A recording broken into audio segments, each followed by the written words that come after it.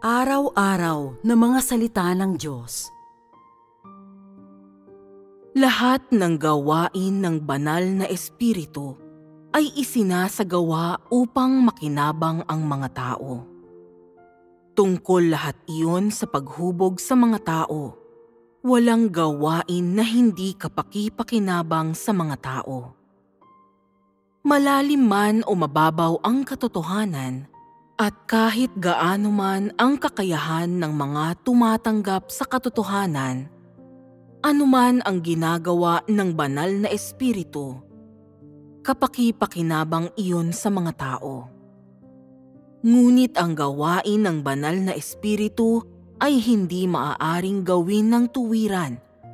Kailangan itong ipahayag sa pamamagitan ng mga taong nakikipagtulungan sa Kanya. Doon lamang matatamo ang mga resulta ng gawain ng banal na espiritu. Mangyari pa, kapag tuwirang gumagawa ang banal na espiritu, wala man lamang iyong bahid dungis. Ngunit kapag gumagawa ang banal na espiritu sa pamamagitan ng tao, labis iyong nadudungisan at hindi iyon ang orihinal na gawain ng banal na espiritu. Dahil dito, nagbabago ang katotohanan sa magkakaibang antas. Hindi natatanggap ng mga alagad ang orihinal na layunin ng banal na espiritu, kundi ang pinagsamang gawain ng banal na espiritu at ng karanasan at kaalaman ng tao. Ang bahaging natatanggap ng mga alagad na gawain ng banal na espiritu ay tama, samantalang ang karanasan at kaalaman ng tao na natatanggap nila ay iba-iba dahil magkakaiba ang mga manggagawa. Ang mga manggagawang may kaliwanagan at patnubay ng banal na espiritu ay patuloy na magkakaroon ng mga karanasan batay sa kaliwanagan at patnubay na ito.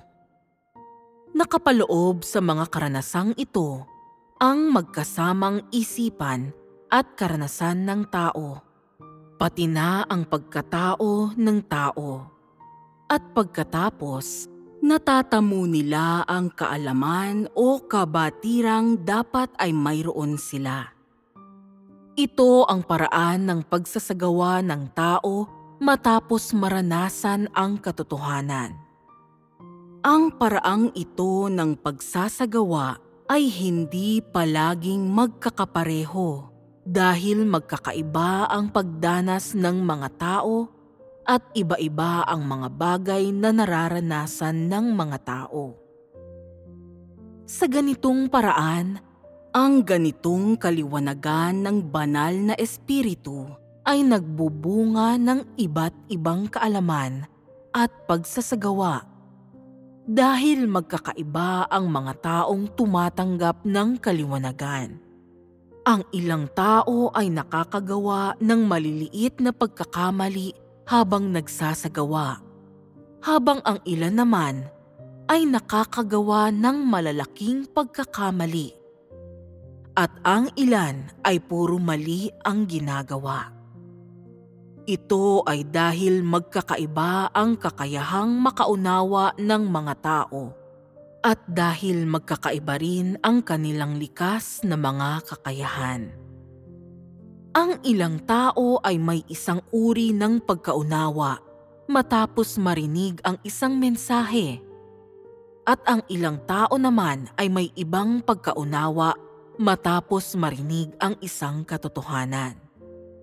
Lumilihis ng bahagya ang ilang tao, samantalang ni hindi man lamang nauunawaan ng ilan ang tunay na kahulugan ng katotohanan. Sa makatuwid, idinidikta ng pangunawa ng isang tao kung paano niya pamumunuan ang iba. Totoo talaga ito. Dahil ang gawain ng isang tao ay isang pagpapahayag lamang ng kanyang pagkatao. Ang mga taong pinamumunuan ng mga may tamang pagkaunawa sa katotohanan ay magkakaroon din ng tamang pagkaunawa sa katotohanan. Kahit may mga taong nagkakamali sa kanilang pagkaunawa, kakaunti lamang sila at hindi lahat ay magkakaroon ng mga kamalian. Kung may mga kamalian ang isang tao sa kanyang pagkaunawa sa katotohanan, siguradong magkakamali rin ang mga sumusunod sa kanya. At ang mga taong ito ay magkakamali sa lahat ng posibleng paraan. Ang antas ng pagkaunawa ng mga alagad sa katotohanan ay lubos na nakasalalay sa mga manggagawa. Mangyari pa, ang katotohanan mula sa Diyos ay tama at walang mali at talagang tiyak. Gayunman, hindi lubos na tama ang mga manggagawa at hindi masasabi na lubos silang maaasahan.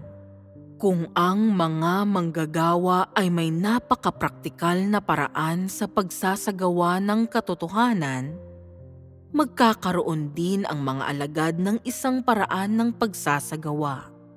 Kung walang paraan ang mga manggagawa para isagawa ang katotohanan kundi mayroon lamang silang doktrina, hindi magkakaroon ng anumang realidad ang mga alagad. Ang kakayahan at likas na pagkatao ng mga alagad ay natutukoy sa pagsilang at walang kaugnayan sa mga manggagawa. Ngunit ang abot ng pangunawa ng mga alagad sa katotohanan at pagkilala sa Diyos ay nakasalalay sa mga manggagawa. Ganito lamang ito para sa ilang tao. Anuman ang isang manggagawa, magkakagayon din ang mga alagad na kanyang pinamumunuan. Ang ipinahahayag ng isang manggagawa ay ang kanyang sariling pagkatao nang walang pasubali. Ang mga ipinagagawa niya sa mga sumusunod sa kanya ay yaong handa siya o kaya niyang gawin. Karamihan sa mga manggagawa ay ginagamit ang ginagawa nila mismo bilang batayan ng mga ipinagagawa nila sa kanilang mga alagad. Kahit marami dito ang hindi man lamang magawa ng kanilang mga alagad, at yaong hindi magawa ng isang tao ay nagiging isang balakid sa kanyang pagpasok.